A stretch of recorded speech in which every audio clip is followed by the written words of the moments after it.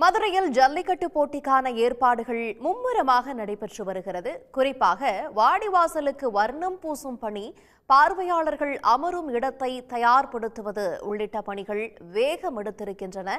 அந்த காட்சிகளைத்தான் தற்போது பார்த்து கொண்டிருக்கிறோம்.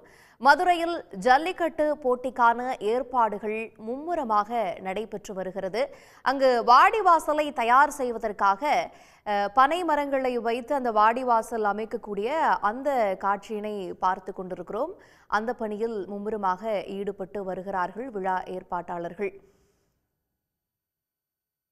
அதே போல அந்த வாடிவாசல் அமைப்புக்கான வர்ணங்கள் பூசப்படுவதும் நாம் தற்போது காட்சிகளில் பார்க்கிறோம். இதுதான் வாடிவாசல் பகுதி. இதன் வாயிலாகத்தான் ஜல்லிக்கட்டு காளைகள் களத்துக்குள் உள்நுழைந்து வரக்கூடிய இடம். அந்த இடத்தை தயார் செய்யக்கூடிய பணியும் மும்முரமாக நடைபெற்று வருகிறது. உலக புகழ்பெற்ற அலங்காநல்லூர் ஜல்லிக்கட்டு போட்டிக்கான முன்னேற்பாடுகள் தீவிரமாக நடைபெற்று வருகின்றன. வாடிவாசல் அமைக்கும் பணி, பார்வையாளர்கள் அமர்வதற்கான இடங்களை அமைப்பதற்கான பணிகள் என ஜல்லிக்கட்டு முன்னேற்பாடுகள் மும்முரமாக நடைபெற்று வருகின்றன.